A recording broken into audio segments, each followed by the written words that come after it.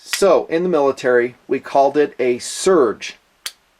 That is an increase in operations tempo, force projection to a certain area of operations. Translated, we go in and kick ass with all assets. We don't hold back. It's a surge. That's what we're having right now in the TNP knife show, by the way. A surge in KRVs. I'm not holding back. Let's see, I've got 6 or 7 blades I want to review. I might combine some. I will post them as soon as you guys watch them to a level that, I don't know, excites me. And now we're going to talk about one of those knives, speaking of excitability, that does just that. I love this knife. I'm very excited that Microtech came out with a re-edition of this knife.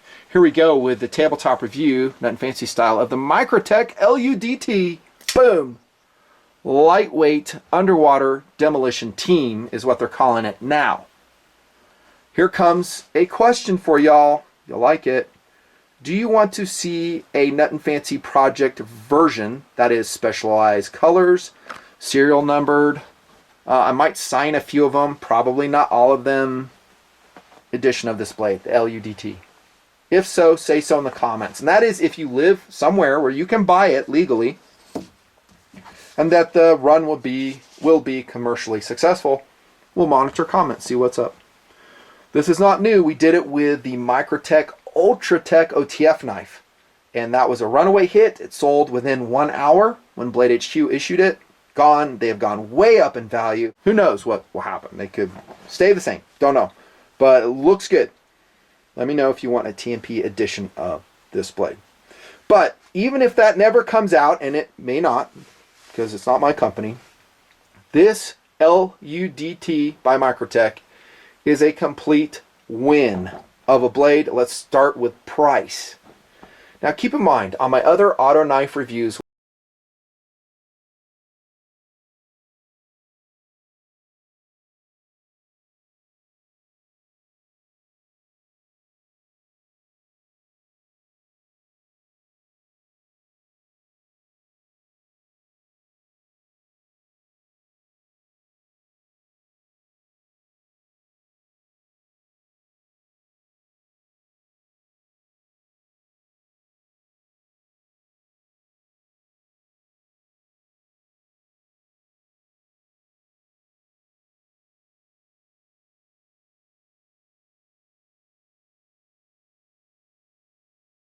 that's going to be a runaway bestseller for Microtech. I predict it right now.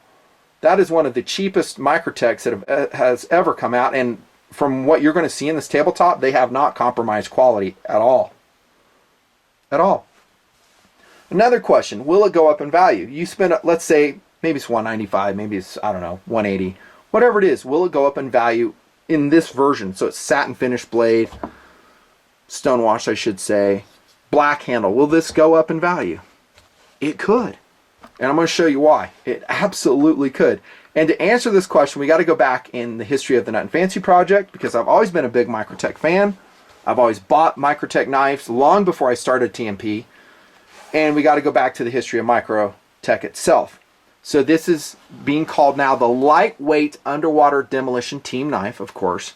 But let's go back to 2001 when the knife was called the plain underwater demolition team. Look at that one in pink, shown before on camera in a couple other auto knife reviews. This is out of our personal collection, and we love this knife. It's never going nowhere. That's how cool it is. Look at the production date on this one. Florida produced 2001. I think this is in 154 steel, nitride coated, beautiful pink handle. Very, very cool. This one is worth a lot more than we paid for it. A lot more. It would sell in about 10 minutes if we put it up for sale at a certain website or in person. It just would. I can just tell you that. But it's a factory knife. This is what my point is that they just go up in value. Microtech is an interesting case study on how to manage your product. Don't produce it forever. Lease special knives. Produce it in a run. Discontinue it. Your collectors will love you for it. Now let's go to this coloration. This is a 2005 produced. They now called it the UMS. Basically the same knife. This is January 2005 production with a desert camouflage pattern on it. I think this one is in S30. Yeah, it is. S30V. We'll talk about the handle details here in a little bit. Beautiful knife. I love all of them. And last but not least, a violet coloration of UMS. This is produced 2004. These are basically the same knife. They are changing the name, and they have changed some features. We're going to look at them in detail as fast as I can get through it. The knife as it was back then, and when I reviewed this in 2008, big thumbs up. I said, I love the knife. There's so many great things about it, the speed, blah, blah, blah, all that stuff. Look at the handle, and I guess we'll go here first, the handle treatment, because we're talking about similarities and differences. First up, you can see the milling is the same. The handle is basically the same. They use the same jig, milling machine, at least for the shape, and they're calling these kind of like classic milling of the handle. What they're referring to is this knife in 2001. At this point, basically 15 years ago. So they're like, yeah, it's throwback. I loved them. And is it ultimate traction? No. Well, when we talk about philosophy of use, we'll see that, you know, ultimate traction probably isn't the ultimate consideration on this knife. Thickness of the blade, about the same. You will note on the LUDT, there is a tapering starting from the pivot point backwards. I like it better than the previous UMS UDT iteration. Very cool. This was an open-backed design with a spacer. This you can see is enclosed with ventilation. That's what I'm just calling it, ventilation. Still have jimping on the top of the handle, which is functional. It does work, and on the back. All that's the same. You can see, however, your lanyard's going to attach differently. They have a hole drilled now in the LUDT. Once upon a time, it would go through this back spacer here. So that's the handles. Handle still is comfortable, feels good in hand. It's a great handle, just like it was back in 2001. It is kind of a more compact auto knife. And so that's the similarities and differences in the handle. How about philosophy of use? And this is kind of what I was alluding to about the traction. Does it need actual, high traction? You know, honestly, let's go back to my Ultratech edition, the TNP Ultratech. That is a collectible blade that I haven't seen anybody carrying it because it's worth money and it's an asset to them. And generally people would rather carry something else and beat on something else, like, I don't know, a knockout. I'll go beat on that knife and then I'll save this in case I ever need to sell it. If I come upon hard times and I need $400, then I'll sell that Ultratech or whatever. And that's why. So it's not an ultimate tactical knife. I do like it when they design it to be that way, because it makes it more interesting to tactical knife collectors. There's a lot of martial oriented blades that are that way. The more serious they are, the more they could really accomplish the job of defending life. Guys dig it. It kind of adds to the interest, intrigue, and value of the blade. I don't really think of these as tactical blades. I think I may have said something differently in my 2008 review of the UMS, because back then I was thinking, yeah, it's pretty tactical. Since then I have a lot more blade experience. I would go for something else. Bigger reach, better traction plan, larger handle, more comfortable, all that stuff. Gift item? No way, dude. Too expensive. Kind of. These ones I'm talking about, but this one is more in the ballpark. If you have a soldier, a cop in your life, dude, buy them a brand new Microtech LUDT, especially if the TNP version comes out. Dude, I mean, that's a gift item that they will treasure the rest of their lives. EDC blade, absolutely. Moving on to size, weight, and feel. This is called a lightweight version of this. I should put this center stage, I guess. I put it on the scale, though, and they all weigh the same. About 3.7 ounces. Which is to say, totally in the ballpark for the size of blade and an auto knife that has a coil spring in it. Coil-fired auto. So, I would say it's pretty lightweight for what it is. I would classify it as just that. We talked about the handle, how it feels in hand. That is, it feels lightweight, too. Now, the steel on this version, the LUDT, that is the Lightweight Underwater Demolition Team. Kind of a cool name. A marketing name, Hey, is it meant for Navy SEAL divers? No, it's just marketing.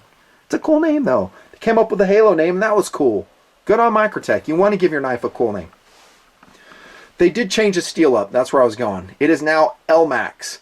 Like I said, these were in 154 CM and S30V. Both good steels. The LMAX is a powder metallurgy steel. They're now using third generation LMAX. I think it's like 1.7 carbon, high chromium content on the LMAX, so it's more rust resistant.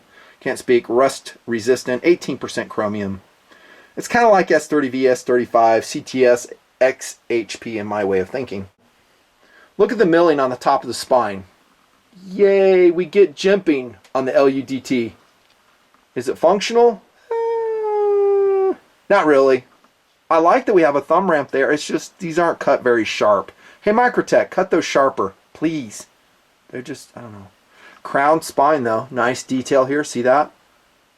And let's compare the original UMS UDT blade shape with this. You can see it's been changed a little bit. This has kind of the raised hump jimping. But essentially, it's the same belly. If I put these side by side, they have very similar shape. This also looks very similar to the ProTech TR3, which Tactical Response 3, which I love that knife. I have them in my collection. I should have brought one for comparison. I forgot. Sorry. Yeah. Really nice blade shape. Functional in every way you could possibly want. Sharpening flats on this one is what I was going to say. So if you have a consistent angle sharpener, I like actually the LUDT a little bit better. How about speed? How about excellent? All Microtechs fire really authoritatively, man. They just come out, lock up, perfect. Now I was telling you they didn't really cut any corners on this LUDT. I can't detect it. I really mean that. For instance, the tolerances are amazing. Look at the handle, and now they have the pivot point with these star fasteners, which I kind of don't prefer because you have to get a specialized driver to tighten them, to change them, to take the knife apart. And they've always done that. Here they had the tri-hole fasteners. You know, they just being different, special. I've never had to take my auto knives apart from these guys. This one back in 2001 used standard, you know, Torx screws, which I kind of prefer. But it's not as special as this. I mean, look at the milling. Compare and contrast the milling. This is actually inset into the handle CNC style. This star fastener. As opposed to plain Jane 2001 right here. It's kind of cool, man. And that's what we're talking about. We're talking second cool. When you are talking about a Microtech, a ProTech, high-end auto knife, you're pretty much talking about second cool. Says me. You know, guys want to be turned on by it. Lockup and strength, phenomenal. We talked about the handle ergonomics. Clip design. Heck, it's the same clip, dude.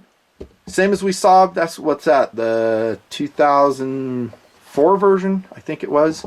Same clip. Notice on this one it was ventilated back in 2001. That's what they should put on here. If you're going to call it the lightweight UDT, is it going to save any real weight? No. But it's just the look, the second cool. Hey, they're doing everything to lighten it up. I would put this clip on that.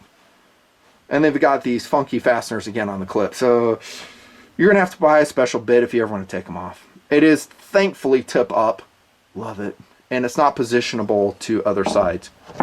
They probably ought to do that, but I don't know if that would work with that right there. Cool. That's an included lanyard on here, by the way, in this particular version. And currently, the LUDT is available in different colorations, and they're all cool. I've seen blue, I've seen tan, I've seen black on black, and they're all cool. I actually liked them a lot. They'll come and go, and they usually sell quick, and they're all in limited runs. So if you see one, you like it, get it if it turns you on. Durability, standard. Like I said, I've never hard used these knives yet. Value for the LUDT is excellent. $185 total deal in the world of US produced automatic blades.